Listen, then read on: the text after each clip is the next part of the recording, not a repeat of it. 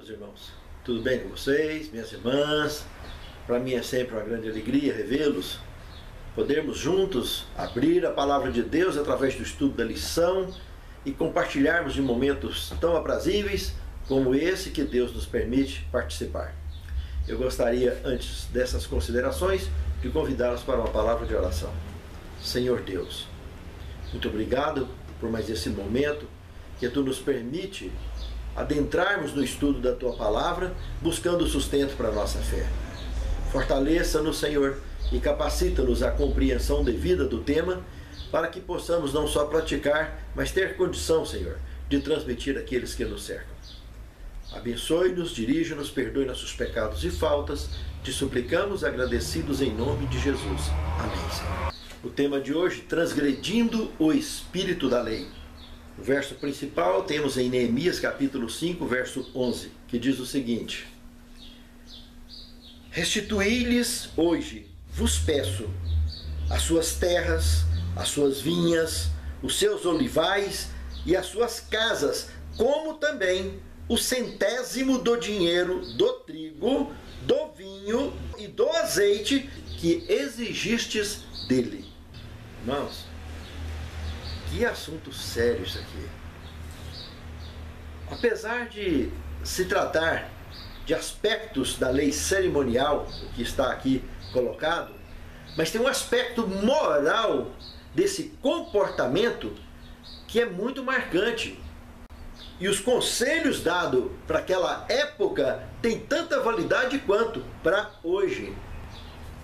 É incrível isso. Isso aqui está se tratando basicamente da relação entre irmãos. E não com pessoas comuns do mundo afora, mas entre pessoas de consanguinidade ou fraternidade absoluta, inquestionável e incontestável. Nós vamos ver durante esse tema da semana que quando esses cativos vieram para Jerusalém, para lá, como em qualquer parte do mundo e até hoje, naquela época e não é diferente hoje, tem gente rica e gente pobre para todo lado. Para lá ou em qualquer parte do mundo, sempre teve, tem, enquanto vivermos nesse mundo de pecado, vai ter pobre, rico, normal, para tudo quanto é lado. Só que os conselhos dados aqui eram em direção a um povo naquela época que passou de todos os limites. Ali na região da Babilônia, da Medo-Pérsia, eles estavam dominando a tal ponto que dava prioridade, desculpa de estar ajudando, né, os irmãos, os mais fraquinhos, e escravizavam os indivíduos. Em vez de contratar um escravo de outra nação qualquer, contratavam o escravo hebreu, dando a entender que estariam ajudando. E isso passou gerações desse jeito. Aí ia nascendo escravo, filho de escravo, etc, etc. E daqui um pouco uma multidão que voltou de cativos e que pela lógica era para estar livre desse assunto de vez, mas como era descendência de escravo, estava ali todo mundo escravizando de novo, escravizado novamente e na terra deles. E todo mundo tinha sua terra, tinha seu lugar, que no decreto do imperador Ciro, e no decreto de Dário, e no decreto de Artaxerxes, todos três, era para dar liberdade, era alforria absoluta, não tinha mais negócio de escravo. Estavam todos livres. Os ricos eram escravos de consideração, porque participavam da nobreza. Tinha um tratamento diferenciado, porque eles tinham uma contribuição diferenciada. Mas os pobres e os que tinham se tornado escravos, coitado, que situação. E agora pensa, saíram livres, voltaram para a terra deles, mas os ricos continuam escravizando todo mundo. E aí eles começaram a tomar casa, tomar vinho, direito das vinhas, direito disso, direito daquilo, para poder pagar a dívida, porque eles acabaram emprestando dinheiro, eles acabaram arrumando dinheiro para ajudar eles a resolver os problemas deles. Aí começa, não, eu vou te dar minha filha de escravo, vou te dar meu filho de escravo. Eles continuam essa bagunça lá em plena Jerusalém. E agora pensa, saíram livres, voltaram para a terra deles, mas os ricos continuam escravizando todo mundo. Aí, né, fica difícil de entender, não fica?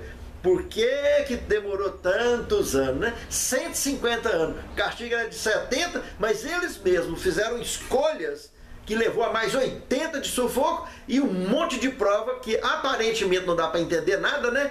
Mas olhando bem no fundo, dá para entender por que estava enfrentando tanta prova em Jerusalém e não conseguia resolver o problema durante esses 80 anos. Veio Zorobabel, veio outros na sequência, até que cai Neemias, e só com Neemias que foi resolver. Mas justamente porque Neemias chutou completamente o balde, jogou para cima tudo e falou: não, peraí, vamos tomar um chá de Bíblia aqui, todo mundo, vem cá.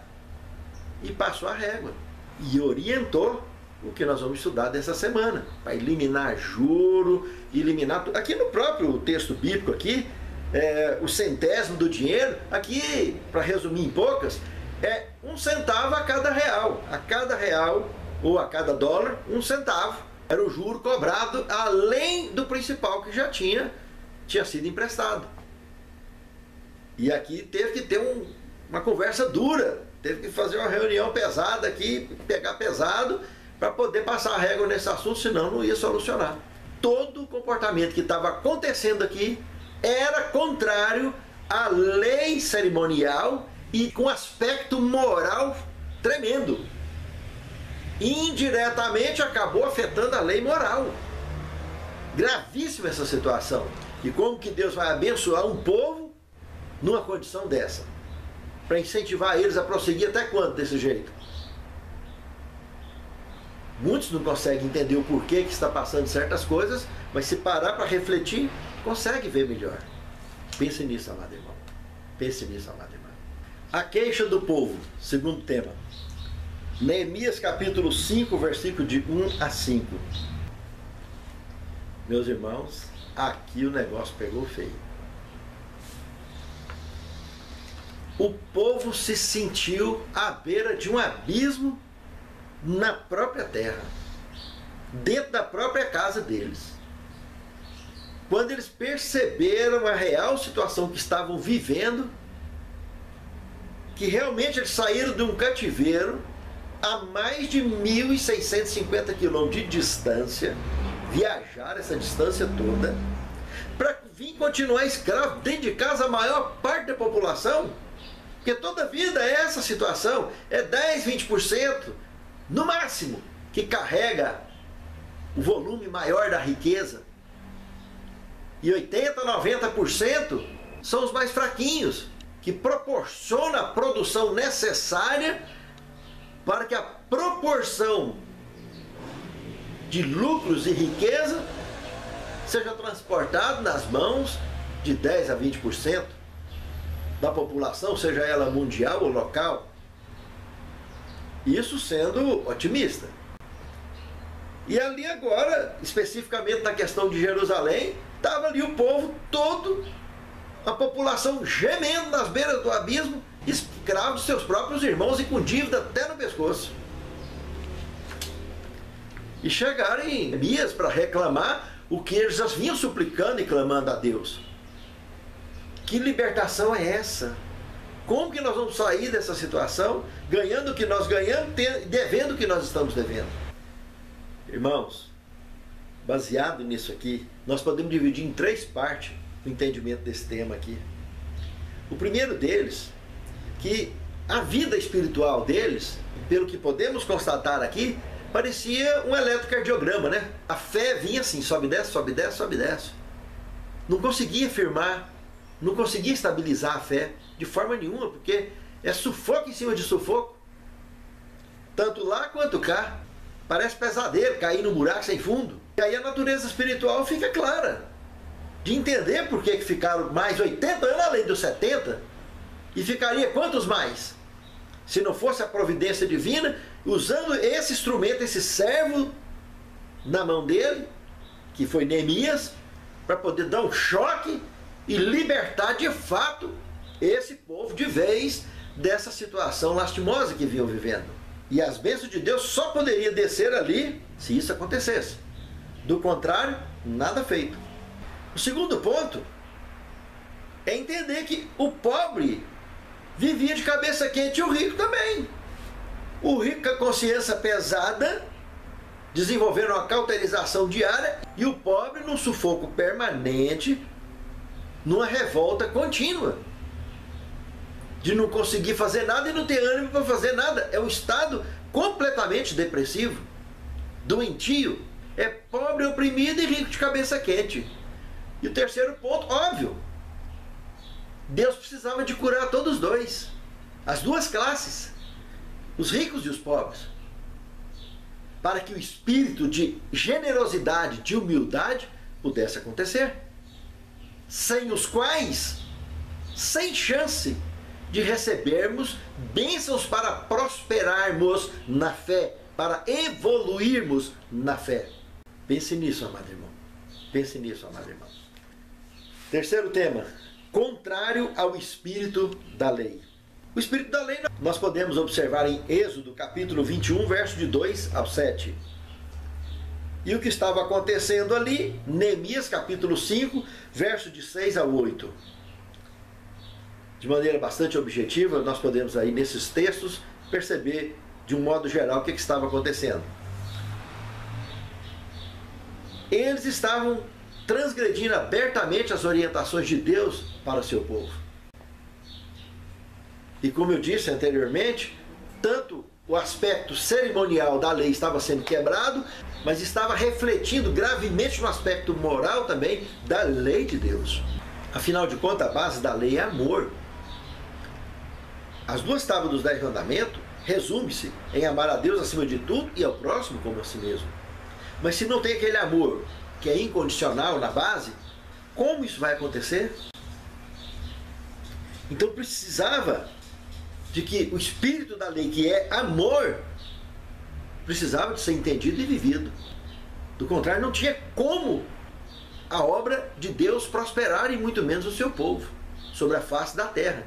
E eles aqui estavam com a missão que dentro de menos de 500 anos, eles receberiam o Messias para resolver um problema que aconteceu muito antes do planeta Terra existir em órbita. O Messias estava vindo para resolver um problema que explodiu no universo há milhares de anos antes do planeta Terra sequer existir na Via Láctea. Nosso sistema solar nem existia quando aconteceu o pecado. E Cristo estava vindo aqui para esse planeta para resolver aqui esse problema. Em menos de 500 anos estaria acontecendo algo para resolver algo que há milhões e milhões e milhões de anos já tinha acontecido.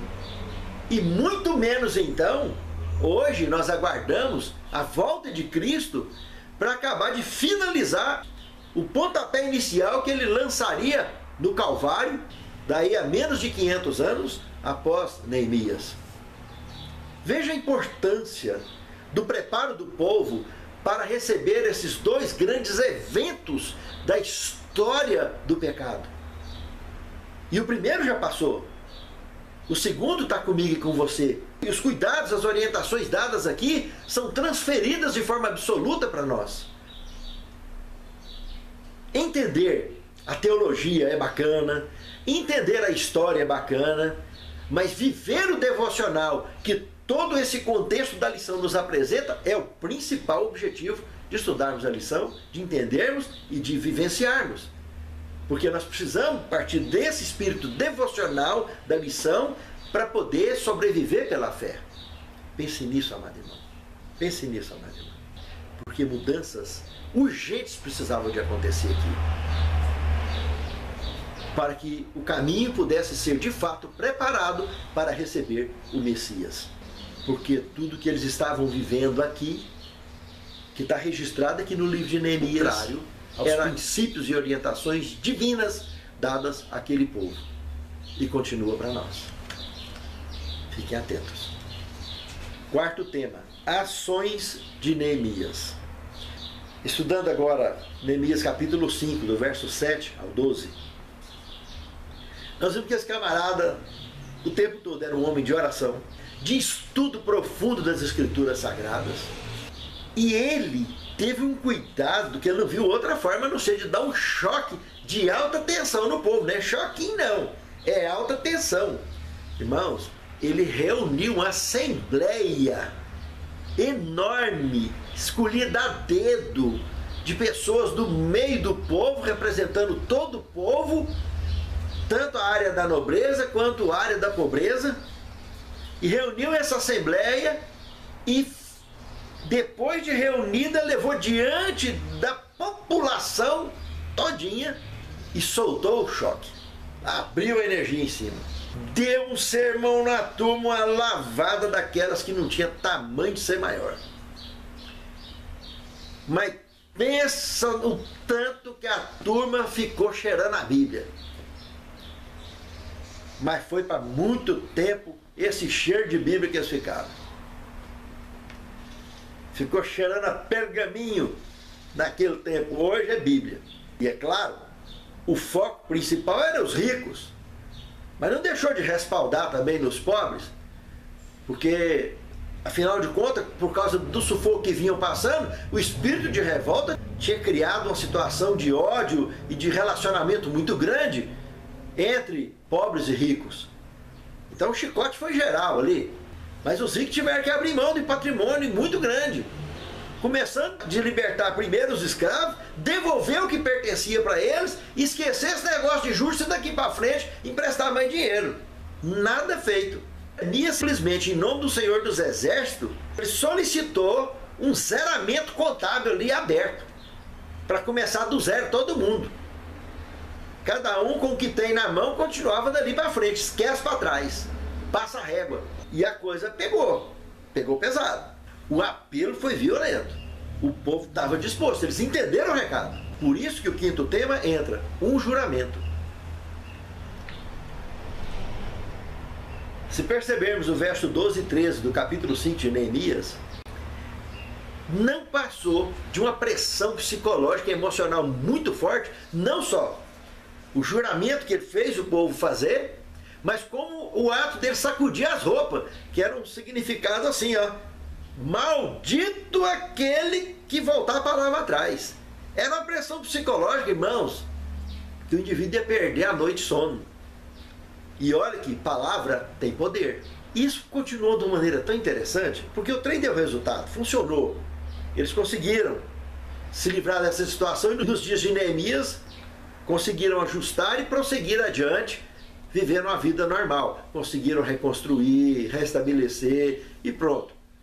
Aguardariam a chegada do Messias. Apesar que quando o Messias chegou, todo mundo conhece a abertura do Evangelho de João. Veio para que eram seus e os seus não o quiseram. E lamentavelmente, basicamente, foi aquela nata da riqueza, da nobreza, a nata que influenciava essa rejeição ao povo todo, que refletiu em todos. Eles é quem agia como dono de igreja. Era quem ocupava as lideranças, as posições de liderança dentro da igreja. E influenciavam todo mundo. E o tempo todo mundo conhece a história da relação de Cristo com eles. Não foi diferente da relação desses antigos profetas e líderes que Deus encaminhou para orientar o povo e tentar preparar para receber o Messias e ter um resultado mais bem sucedido do que o que foi, ter tido uma extensão maior, uma amplitude maior.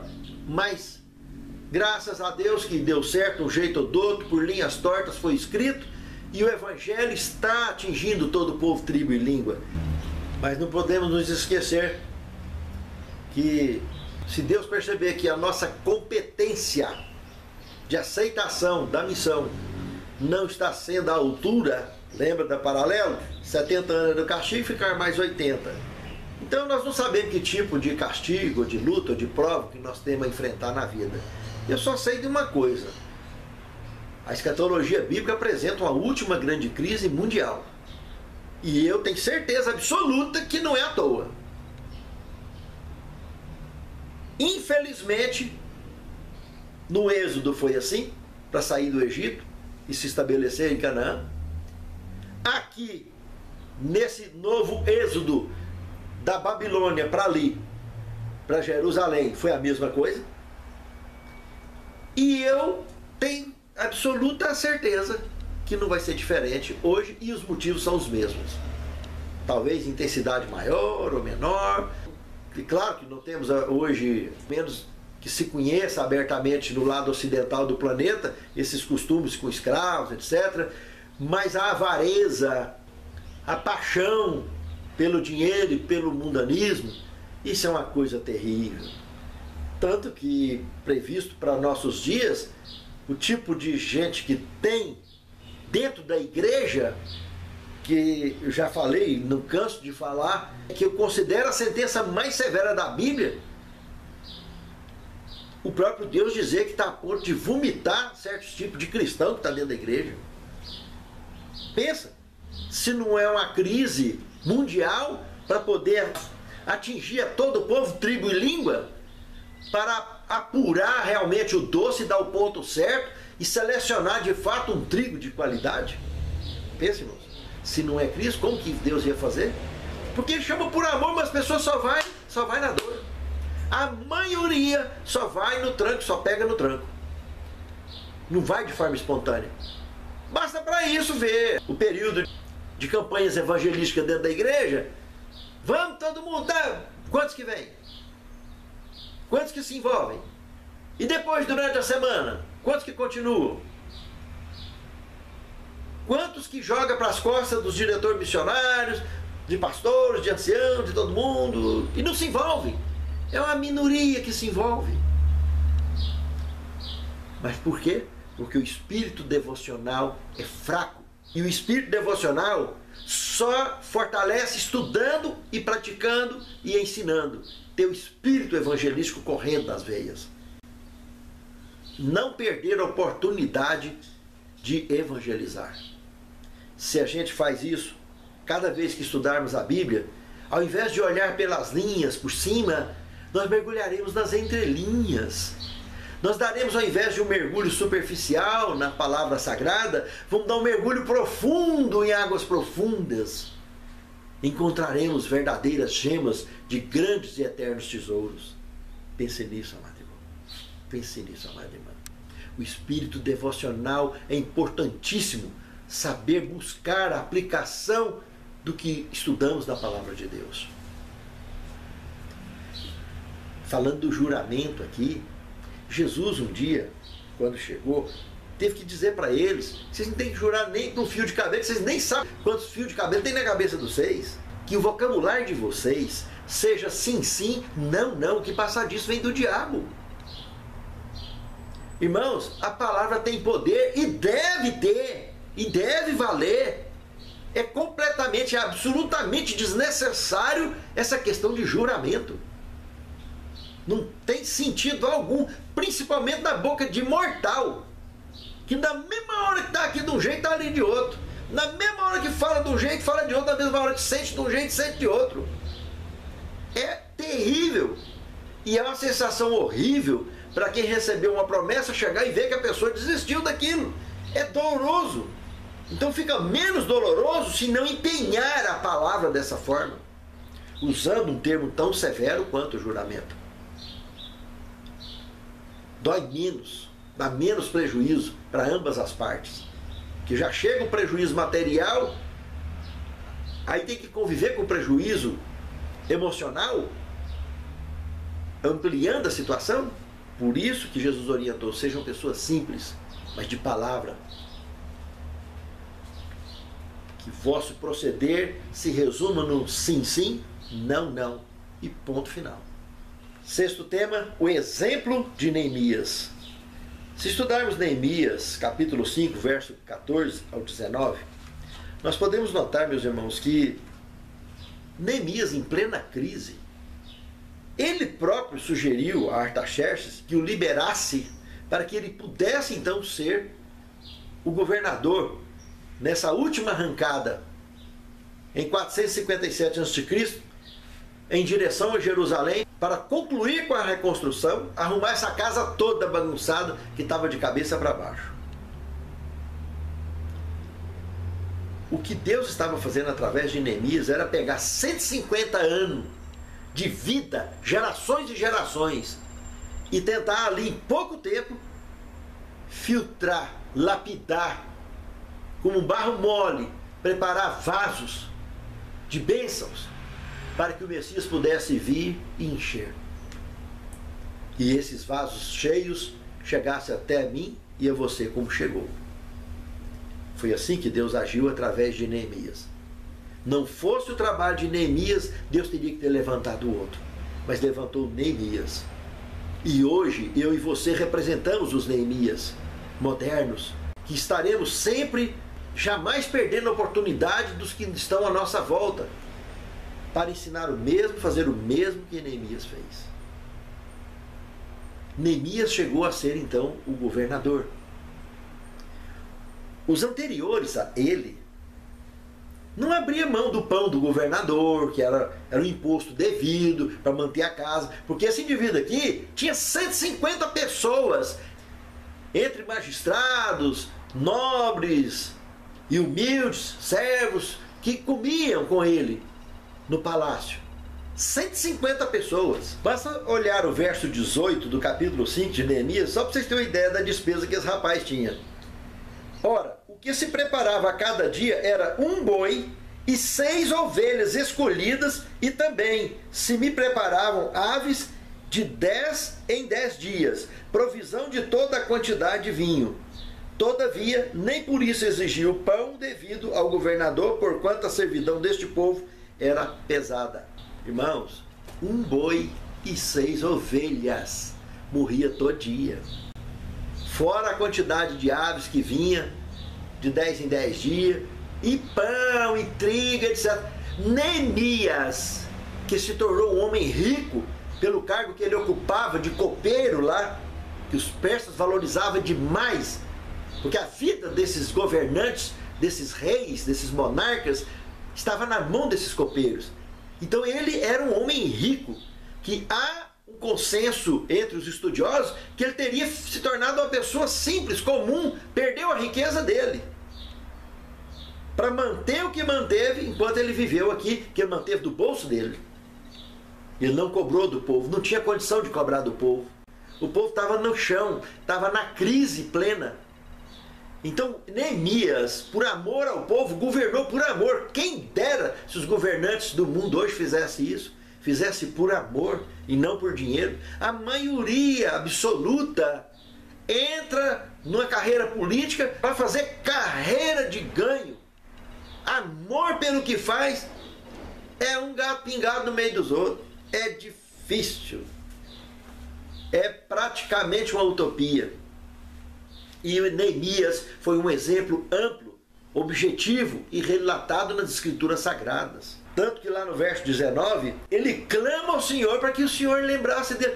Parecendo com Jó, lembra? Só que Neemias não teve problema de saúde, né?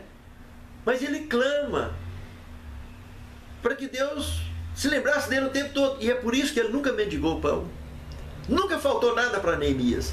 Mesmo ele tendo perdido um patrimônio, um tesouro enorme que ele trouxe lá da Pérsia. Neemias, de fato, irmãos, foi um exemplo e continua sendo. O registro da sua história, da sua experiência, nos leva a refletir na nossa experiência e buscarmos sermos pessoas melhores. Pense nisso, amado irmão. Pense nisso, amado irmão. 7º tema, palavra e testemunho. Eu citaria um texto aqui de O Maior Discurso de Cristo, página 67, que diz o seguinte: Jesus estabeleceu então um princípio que tornaria desnecessário o juramento. Disse que a exata verdade deve ser a lei da linguagem. Seja, porém, o vosso falar sim, sim, não, não, porque o que passa disso é de procedência maligna. Mateus 5,37. Irmãos, o nosso testemunho, a nossa palavra, tem peso e tem poder. Por mais que a gente não perceba, tem. E influencia muitos. E que Deus abençoe o meu e o seu testemunho, a minha e a sua palavra, que seja de fato um reflexo que nos identifica como luz do mundo e sal da terra. Senhor Deus, permita, Senhor, que nós, como mortais que somos, possamos transmitir àqueles que nos cercam a tua luz e o testemunho devido, para que haja a influência necessária para que outros se agreguem a ti, te buscando servir-te em espírito e em verdade. É o que te pedimos, agradecidos, com perdão de nossos pecados, em nome de Jesus. Amém.